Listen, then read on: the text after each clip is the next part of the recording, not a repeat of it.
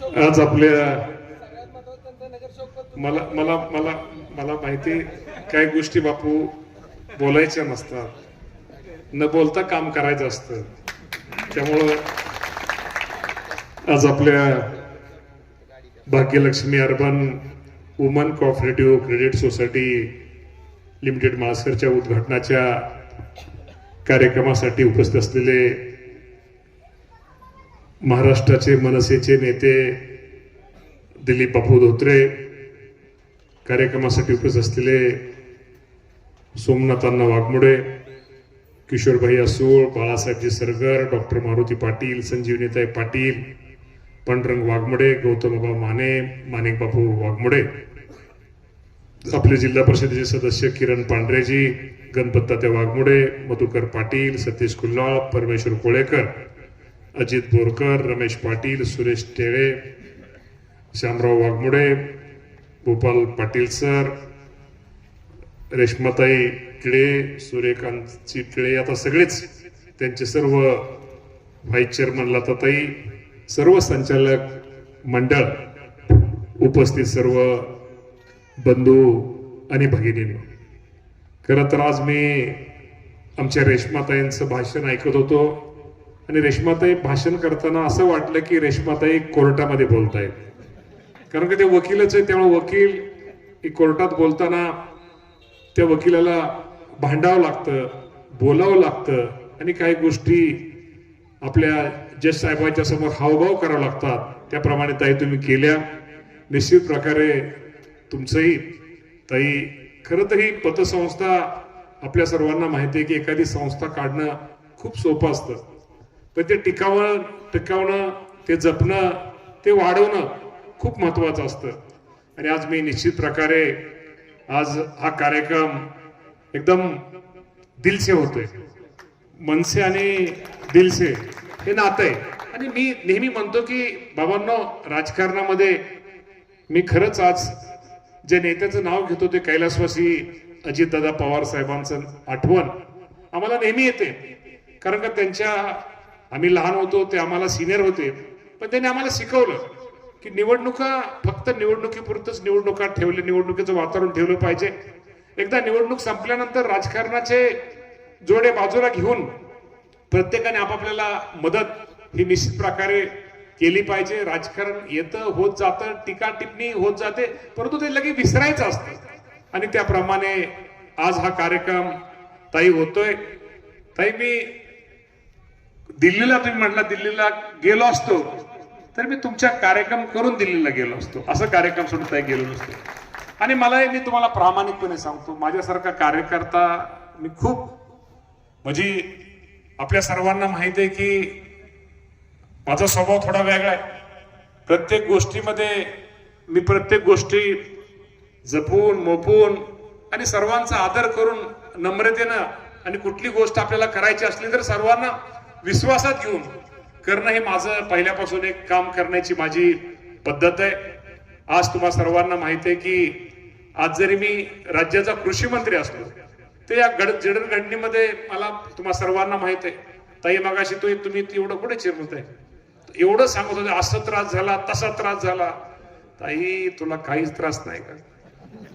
तर आमचं आम्हालाच माहिती त्रास कसा असतो, त्रास कसा सहन करायचा असतो, आणि सहन करून कसं पाय पुढे टाकायचे असतात. त्यामुळं शेवटी नेहमी प्रत्येकाला नेहमी वाटतं. मगाशी मला वाटतं निमगावला आमचे झटका, बारामती झटका कुठे गेले आमचे, त्यामुळे कदम पाटील आमचे ते गेले, पण तिथं गावात मी तिथं गेलो होतो.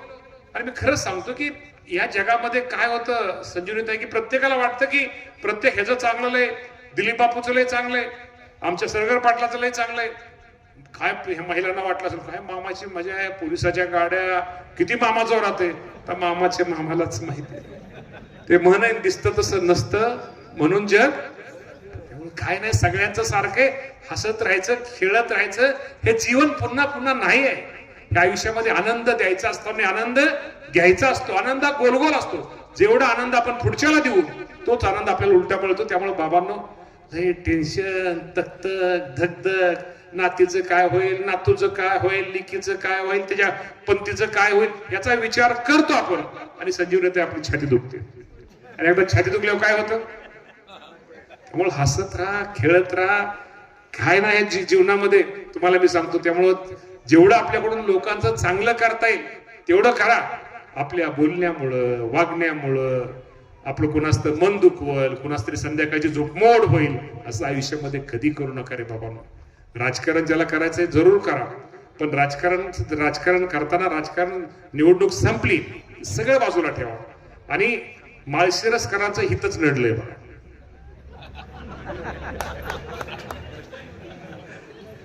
सगळे मोठी माणसं आहेत, सगळी मोठी मोठी मोठी माणसं आहेत, सगळी आता मी ना माणिक बापू काय तुम्ही माझ्याकडे बघताय, मी आपण तुम्हाला नाही म्हणलं.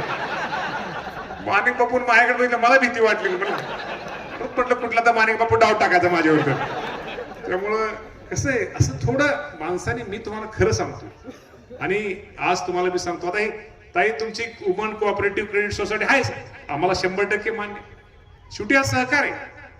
इथं सहकारामध्ये काही गोष्टीमध्ये तुम्हाला आज जरी संचालक बोर्ड असल्या, उद्या संचालक एखादी ताई म्हटली माझं हे काम करा, पण तिच्याकडे कागदपत्र नसली तर ते काम नाही चाललं पाहिजे, नाही केलं पाहिजे. जेवढी कुणी असू द्या, प्रत्येकाला नियम हा सारखा असला. जर तुमची संस्था टिकवायची असेल, तुमची संस्था पुढे भविष्यामध्ये तिची चांगली ओळख व्हायची असेल, तर काही गोष्टीमध्ये सहकारामध्ये कडक शिस्त घ्यावीच लागते. त्यामुळे मी आज तुम्हाला मी सांगतो, मी लहान वयामध्ये 1996 साली माझं वय मला वाटतं 25 असेल, त्यावेळेस मी पुणे जिल्हा मध्यवर्ती बँकेचा संचालक झालो होतो.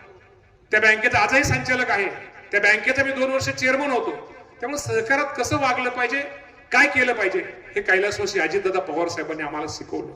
त्यामुळे बाबांनो जे करायचंय ते कागद घेऊन लोकांना मदत जरूर करा. मी तुम्हाला आजही मी सोमा पाटील सांगतो की आजही राज्यामध्ये पुणे जिल्ह्यामध्ये एकच बँक आहे, अशी बँक आहे की ज्या बँकेला जर तुम्ही सकाळी एखाद्या शेतकऱ्याला वाटलं की मला अडचण आहे आणि मला प्रकरण करायचंय, त्यांनी सकाळी प्रकरण केलं तर त्याला संध्याकाळी त्या प्रकरणाचं मंजुरी देणारी भारतातली एकच बँक आहे. त्या बँकेचं नाव आहे पुणे जिल्हा मध्यवर्ती बँक. आणि त्या बँकेवरती माझ्यासारखा कार्यकर्ता, जरी मी कृषी मंत्री असलो तर संचालक म्हणून, चेअरमन म्हणून काम करण्याची मला संधी, आणि आजही काम करतोय. आणि बरं झालं, काल परत काहीतरी 10 वर्षाचं काहीतरी आलंय पेपरला, काहीतरी 10 वर्षाचं. आम्हाला आता 32-33 वर्ष झाली बँकेवर संचालक, लहान वयात झाल्यामुळं आमचं वाढलेलं दिसतं. बघू आता काय होतंय ते. त्यामुळं हाय आम्हीच परत म्हणजे अजून लोकांनी निवडून दिलं तर म्हणजे असं नाही तर परत मध्ये व्हायला असं म्हणतोय. त्यामुळे आता हाय लोकांना जरा काम चांगलं केल्यामुळे वाटतं लोक आता नाहीत विसरत आपल्याला. जी माणसं चांगली काम करतात, मनापासून काम करतात, कुठंतरी काम केलं म्हणून कुठंतरी शोबाजी, प्रचारबाजी, तसं टंटबाजी न कारण आता माणसं लय हुशार, लोकांना नाही आता आवडत. दिलीप बापू लोकांना लय भाषण, लय फ्लेक्सन, लय बोर्डन, ती गाड्यान गुड्यान माग लोकांना वाटतं, मला वाटतं काय माझं तर लोकांच्या असल्याचे लय जिरवतात लोक. तुम्हाला हे पण सांगतो, नाही लोकांना आवडत. तुम्हाला मी सांगतो, काम करणारे माणसं ही वेगळी असतात. काम करणारा माणूस, मनापासून प्रेम करणारे माणूस स्वतःहून कधी दाखवत नाही. आणि तुम्हाला हे पण सांगतो, तो माणूस कधी उपकाराची, मी काम केलं ही भाषा कधी वापरत नाही. तोच खरा काम करणारा माणूस असतो, तोच खरा आपला कुठेतरी नेता असतो. त्याप्रमाणे आज हा कार्यक्रम वेगळा आहे. बाबांनो, ताई मी तुम्हाला एवढं सांगतो की टेळेताई, तुम्ही पतसंस्थेच्या माध्यमातून निश्चित प्रकारे हे महिलांची पतसंस्था आहे आणि या महिलांच्या पतसंस्थेच्या माध्यमातून तुम्ही तर सगळ्या चांगल्या ज्यांच्या गरजा त्यांना तुम्ही कर्ज देताल. पण ज्या माझ्या महिला भगिनींना तिची पात्रता थोडी आहे, परंतु कर्ज दिल्यानंतर तिचा एक संसार उभा करेल, तिचा एक उद्योग व्यवसाय चांगला होईल, अशा माणसाला जर मदत केली, सहकार्य केलं. मी कागद घेऊन म्हणलं नाही तर परत काय तर गडबड तुमची. कागद घेऊन सहकार्य केलं. मी नेहमी म्हणतो की जी माणसं, ज्या माणसाला खरंच भाकरीची गरज आहे, ज्या माणसाला भाकरीची गरज आहे, त्या माणसाला जर आपण भाकर दिली, त्या माणसाला जर आपण मदत केली, तो माणूस आपलं आयुष्यभर आठवण काढतो. पण त्याला गरज नसताना आपण विनाकारण त्याला मदत केली, सहकार्य केलं, त्या माणसांना काही फरक पडत नाही. त्यामुळे सर्वसामान्य आमच्या महिला भगिनी केंद्रबिंदू मानून माझी महिला स्वतःच्या पायावरती कशी उभी राहील, माझ्या महिलाला नवीन उद्योग व्यवसाय कसे करता येतील आणि ती महिला सगळीकडे त्याचा प्रचार आणि प्रसार कसा करेल, त्यातच खरं तर निश्चित पतसंस्था काढणं नाव आपण भाग्यलक्ष्मी दिलेलं आहे. मला वाटतं पुण्यामध्ये सुद्धा माझ्या वाटतं निवेदिता महिला भगिनी, मला वाटतं ती पतसंस्था बघा खूप चांगलं काम आहे. जिजामाता महिलांच्या बँक आहेत, काम करा. जिथं चांगलं काम करता येतं त्यांचा गौरव हा केलाच गेला पाहिजे. जी समाजामध्ये चांगलं काम करतात त्याच्या पाठीवरती ही शाबासकी दिली गेलीच पाहिजे. आणि ही गोष्ट खरी आहे. आपण जे चांगलं काम करतो, आपल्या घरामध्ये एखादा मुलगा मुलगी आहे आणि ती चांगल्या मार्काने मुलगी पास झाली, तिला एक फक्त एक कॅडबरी द्या. एक कॅडबरी दिल्यानंतर ती मुलगी दुसऱ्या दिवशी डबल वेगाने अभ्यास करते आणि पुढे चांगलं ध्येय गाठते. त्यामुळे बाबांनो, कार्यक्रम खूप चांगला आहे. त्यामुळे या पतसंस्थेच्या माध्यमातून या परिसरामध्ये खूप काही बदल निश्चित प्रकारे होतील. त्यामध्ये कडकपणा आणा. आणि नाहीतर तुमचा आहे मनसे, दिलसे काय करू नका. इथं दिलसे कागद घेऊन दिलसे करा. तर दिलीप बरोबर आहे का?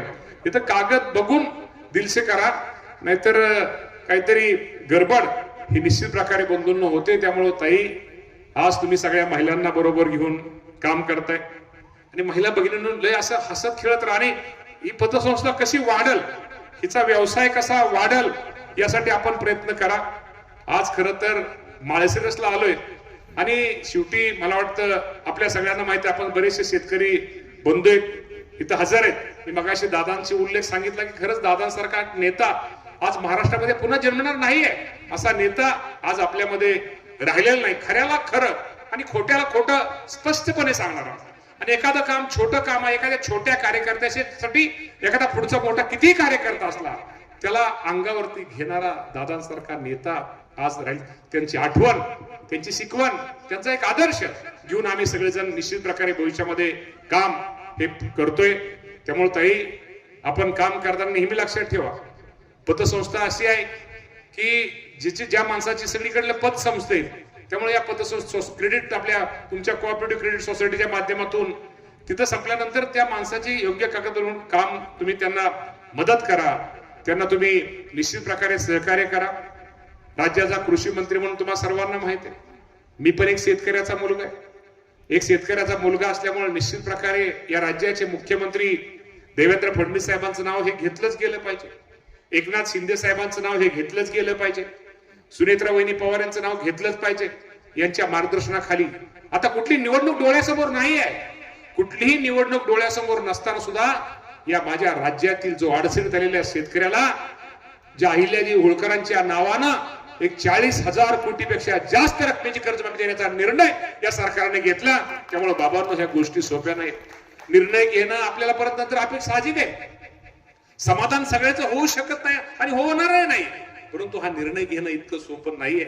आपल्या सगळ्यांना माहित आहे, सरकारची परिस्थिती थोडी आर्थिक जरी अडचणीची असली, माझ्या महिला भगिनींच्या पाठीमागे सरकार तर आहेच, पण माझ्या महिला भगिनींना बरोबर माझ्या अडचणीत आलेल्या शेतकऱ्यांना कुठेतरी मदत केली पाहिजे या भावनेनं खूप मोठा निर्णय त्यांनी घेतलेला आहे. आज 40,885 कोटी रुपये त्याला लागणार आहे. आपण याला माहिती की आपण 7.5 हॉर्सपॉवरच्या पर्यंत आपण त्याच्या आत जी आपण बटणं दाबतो मोटर आहे आपली मोटर, त्याचे बिल प्रत्येक वर्षाला किती असतं? कारण ही रक्कम शासनाला MSCB ला द्यावी लागते. साधारणतः मी तुम्हाला सांगतो, प्रत्येक वर्षी 7.5 हॉर्सपॉवरच्या आतल्या रकमेचं वीज बिल असतं 25,000 कोटी रुपये. 25,000 कोटी रुपये रक्कम ही आपल्याला प्रत्येक वर्षी MSCB ला द्यावी लागते. तर हे निर्णय शेतकऱ्यांसाठी चांगला घेतलेला आहे. आणि पाठीमागे आपल्याला माहिती आहे की काय, पाठीमागे आपल्या बऱ्याच लोकांनी बिलच भरली नव्हती. ती 7.5 हॉर्सपॉवरच्या आतली बिलं भरली, ती रक्कम किती होती? तर ती रक्कम होती 48,000 कोटी रुपयाची रक्कम होती. ती राज्याचे मुख्यमंत्री देवेंद्र फडणवीस साहेबांनी ती माफ केलेली. त्यामुळे निश्चित त्या लोकांचं जेवढं आपल्याला आभार. आपल्याला माहित आहे, आपण सौर पंप असेल किंवा आपल्याला माहिती आहे की मुख्यमंत्री आनंद रस्ता, खूप चांगल्या योजना आणलेल्या आहेत. आणि माझ्या महिला भगिनींसाठी एक सरकारने चांगली योजना आणली माहिती आहे तुम्हाला? राज्य सरकारने आता पावसाळी अधिवेशनामध्ये माझ्या महिलांसाठी एक खूप चांगली योजना आणलेली. किती महिलांना माहिती आहे? जरा हात वर करा.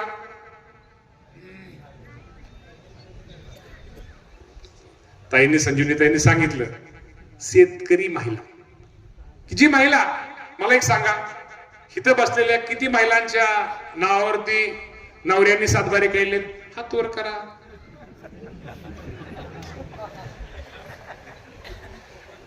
संजीवनी ताई, काय चाललंय माळशिरस मध्ये? मी माझ्या बायकोचे नाव माझ्यापेक्षा जास्त सातबारा आहे की माझ्या बायकोचा सातबारा माझ्यापेक्षा जास्त आहे, ते आपण स्पष्टपणे सांगतो. त्यामुळे हे आम्हाला माहिती होतं की शेवटी प्रत्येक घरामध्ये जमीन ही मुलाच्या नावावर असते, नवऱ्याच्या नावावर असते, आजोबा ह्यांच्या नावावर असते. त्यामुळे महिलेला कुठेतरी महिला शेतकरी म्हणून तिची ओळख असली पाहिजे. त्या महिलेला स्वतःच्या पायावरती उभा राहता आलं पाहिजे. आणि हीच महिला म्हणजे जिच्या घरात सातबार आहे तिथं महिलेला दिलंच पाहिजे. पण त्या व्यतिरिक्त काही महिला आमच्या भगिनी 3 पिढ्या एखाद्या शेतकऱ्याच्या घरी शेतमजूर म्हणून काम करतात, पोल्ट्री व्यवसायामध्ये काम करतात, दुग्ध व्यवसायामध्ये काम करतात, शेतीपूरक व्यवसायामध्ये काम करतायत, परंतु त्यांच्या नवऱ्याच्या नावावर सातबारा नाहीये, सासऱ्याच्या नावावर सातबार नाहीये. त्यांना पण आता आपण सर्वांनी त्यांना पण महिला शेतकरी म्हणून द्यायचा ओळख द्यायचा निर्णय हे राज्य शासनाने घेतलेला आहे. महिला बहिणींनो घाबरू नका. तुमची आता स्वतःची ओळख तुमची तिथून भविष्यामध्ये होणार आहे. आणि त्या ओळखीच्या निमित्तानं तुम्हाला कर्ज असतील, पीक विमा असेल, तुम्हाला इतर शासकीय योजनेचा लाभ असेल, केंद्राचे असतील, त्या योजनेचा लाभ घेऊन तुम्हाला आमच्या महिला, याचा उद्देश काय? यातनं उद्देश एकच आहे की शेवटी ती माझी महिला भगिनी स्वतःच्या पायावरती उभा राहिली पाहिजे. कोण आहे शेतामध्ये? आपल्याला सगळ्यांना माहिती आहे. आपल्या घरात सकाळी अगोदर कोण उठतं? आंघोळीचं पाणी कोण देतं? तुम्ही काहीच बोलत नाही. असं नाही बोलल्यावर कसं तुमचं व्हायचं? सकाळी लवकर कोण उठतं? तुम्ही जेवण नाही का तुमच्याकडे? सकाळी लवकर कोण उठतं? आंघोळीचं पाणी कोण देतं? सकाळचं जेवण कोण करून देतं? रानामध्ये कोण जातं? रानामध्ये नवऱ्याचा डबा घेऊन जातं. परत नंतर रानात आल्यानंतर घरी आल्यानंतर जेवण स्वयंपाक कोण करतं? स्वयंपाक करून सध्या जेवण वाढल्यानंतर सगळ्या मुलाबाळांचं हातरून कोण करतं? कोण असते? ती एक महिलाच असते बाबा. शेवटी या महिलेचा सन्मान झाला पाहिजे. शेती व्यवसायामध्ये खूप चांगलं काम माझी महिला भगिनी करते. त्यामुळे या महिला भगिनीला स्वतःची ओळख निर्माण झाली पाहिजे. ती स्वतःच्या पायावरती तिने अनेक उद्योग व्यवसाय केले पाहिजे. केंद्र सरकारच्या, राज्य सरकारच्या योजनेचा तिने लाभ घेतला पाहिजे. तिचे नाव सातबार असू नये तर नसू, तिला खूप चांगला निर्णय हे घेतलेला आहे. त्यामुळे मी नेहमी म्हणतो, आज आपल्या सगळ्यांना माहित आहे, मी नेहमी म्हणतो की महिलेचं प्रेम हे वेगळं असतं, आईचं प्रेम हे वेगळं असतं, लेकीचं प्रेम हे वेगळं असतं, बहिणीचं प्रेम हे वेगळं असतं. कारण का महिला हे आमच्या भावनाशील असतात. मी मगाशी निमगाव मध्ये सांगितली गोष्ट खरी आहे. संजीवनीताई, मी राज्यात 2014 साली आमदार झाल्यानंतर मला मी पहिली कमिटी घेतली, आरोग्याची कमिटी घेतली, दवाखान्याची. आणि मी कमिटीमध्ये मला माहिती आहे की गेल्यानंतर दवाखान्यामध्ये मी पेशंटला भेटतो. पेशंटला ज्यावेळेस भेटल्यानंतर आत आयसीयू मध्ये पेशंटला भेटल्यानंतर आपण बाहेर रूम असते, आपण काय त्याला वेटिंग रूम तर काय म्हणतो, वेटिंग रूम. तर त्या रूम मध्ये आपण पेशंटला भेटल्यानंतर बाहेर कोण असतं? कोणाचं प्रमाण जास्त असतं? महिलांचं प्रमाण जास्त असतं. कोण असते ती महिला? एक आई असते, एक लेक असते, एक सासूरवाशीन बहीण असते. जी सासूरवाशीन बहीण नवऱ्याला चुकून सासऱ्याला चुकून सोन्याचं किडूक मुडूक मोडून गहाण ठेवून दवाखान्याचं बिल देणारी कोण असते? तर ती एक बहीण असते. मेडिकलचं बिल देणारी कोण असते? तर ती एक बहीण असते. त्यामुळे हे प्रेम हे वेगळं असतं. त्यामुळे बाबांनो, मी मुद्दाहून आज वुमन कोऑपरेटिव्ह क्रेडिट सोसायटी असल्यामुळं हा उल्लेख करतोय. त्यामुळे नेहमी लक्षात ठेवा, आपण या आपल्या बहिणींना, आपल्या महिलांना जेवढं जपता येईल, जेवढं काळजी करा, हे भावनाशील असतं. आणि ज्या घरामध्ये महिलेच्या हातामध्ये, तुम्हाला सांगतो, तिजोरीची चावी, ज्या घरात तुम्ही जे घरामध्ये तिजोरीची चावी महिलाच्या हातामध्ये असते, ते घर अधिक सुरक्षित असतं. कारण आमची महिला भगिनी प्रत्येक हिशोब, प्रत्येक काटेकोरपणे त्या घराचं एक चांगल्या प्रकारचं नियोजन हे निश्चित प्रकारे करत असते. त्यामुळं आज ह्या सोसायटीच्या निमित्तानं खरंच मी भाग्यलक्ष्मी आमच्या वकीलताईंचं खरंच आभार मानतो की ताई, तुम्ही खूप चांगला निर्णय या इथं घेतलेला आहे. आणि आज सगळ्यांनाच आम्हाला बोललेलं आहे. मला वाटतं वकील असल्यामुळे तुमच्या सगळ्या हे ज्युनियर दिसत आहेत ताई, त्यामुळे तुमच्यावरती खूप प्रेम या सगळ्यांचं दिसतंय. त्यामुळं आज हा कार्यक्रम खूप वेगळा आहे. त्यामुळे बाबांनो, आज तुमच्या माळशिरस मध्ये आल्यानंतर खरंच मला आठवण होती. तुमच्या आशीर्वादामुळं अजितदादा पवार साहेब नाही आहेत, पवार आदरणीय मोठे साहेब असतील, मला सोलापूरचं पालकमंत्री होण्याचा भाग मिळाला होता, परंतु पालकमंत्री झालो आणि करोना आला. न तिजोरीत पैसा, ना इतर ठिकाणी, तरी सुद्धा माळशिरसला देण्याचा काय प्रयत्न, खूप काय प्रयत्न कारण थोड्या दिवसामध्ये करण्याचा प्रयत्न केला.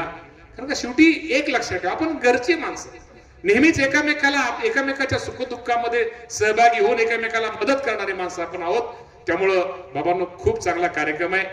आमच्या ताईंना एवढंच मी तुम्हाला सांगतो ताई, की तुम्ही काळजी करू नका. शेवटी कुठलीही संस्था ही करताना थोडा त्रास होत असतो. त्रास हा सगळ्यालाच होत असतो. त्यामुळे त्रासातून आपण बाहेर जायचं असतो. फक्त एकच करा, तुमच्या या पतसंस्थेमध्ये पुरुषांचा संबंध कमी ठेवा. तुम्ही काय एवढं गप झाला, एवढं शांत झाला? नाही खरंच आहे. इथं आता नाव काय दिलंय, वुमन कोऑपरेटिव्ह, महिलांची. इथे महिलांचाच झाला पाहिजे ना. त्यामुळे इथं जिथं मी मागे सांगितलं तिजोरीच्या महिलांची आता चांगली संस्था होईल. आणि आज तुम्ही मला बोलवलंय, आता बोलवल्यानंतर या पतसंस्थे उद्घाटनाला मी आलोय. मी जर जाताना एवढी चांगली आमच्या ताई, सगळ्या आमच्या महिला भगिनी, आमच्या सरगरताई असतील, राऊतताई असतील, दुसऱ्या टेळेताई असतील, आमच्या खळकुंडेताई असतील, राऊतताई असतील, शेंडगेताई असतील, आमच्या सिद्धूताई असतील, मगरताई असतील, आमच्या दीपाली वामनताई असतील, दडसताई असतील, दोषीताई असतील आणि आमच्या वाघमोडेताई असतील, या सर्वांच्या आल्यानंतर महिलांची पद. आणि आपण कुठेतरी पुरुषांनी एक काम करा, यांना तुम्ही सपोर्ट करा. आता मी राज्याचा कृषी मंत्री म्हणून आलोय. मी जर काय मोकळ्यात गेलो तर मी काहीतरी होईल. रमेश तुला मुलगी आहे का? रमेश पाटलाला आहे का? पण ठेव, पण लगेच मोडू नको ठेव. मी तुम्हाला सांगतो की मी माझ्या भरणे कुटुंबाच्या म्हणजे नाव न ठेवता आमच्या रमेश पाटलांच्या मिसेस, अरे मुलगी परत सासरे जाईल ना, तिला काय करायचंय? त्यामुळं रमेश पाटलांच्या मिसेसच्या नावावरती बापू मी आपली लय नाही पण फुल ना फुलाची पाकळी म्हणून 1 लाख रुपयाची ठेव या पतसंस्थेमध्ये ठेवतो. आणि तसं आमचं पुढाऱ्यांचं लय अवघड असतं. उद्या रविवार आहे, उद्या सकाळी माझ्याकडे कोणीतरी या, तुम्ही या, त्यात मात्र तुम्ही आलं तर हरकत नाही. तुम्ही या आणि माझे ठेव पाटलाच्या नाव कसं, आम्हाला पाटलाला लय भ्यावं लागतं. त्यामुळं पाटलाच्या नावावरती लय अवघड असतो.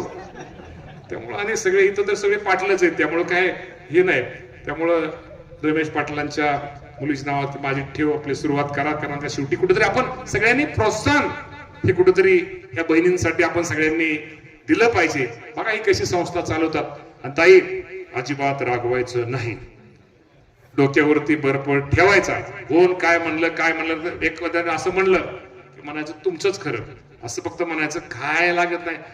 तुम्हाला सांगतो, यशस्वी व्हायचं असेल ना, मी तुम्हाला नेहमी सांगतो की आयुष्यामध्ये ज्याला यशस्वी व्हायचंय तडजोड करा, लय ताणू नका.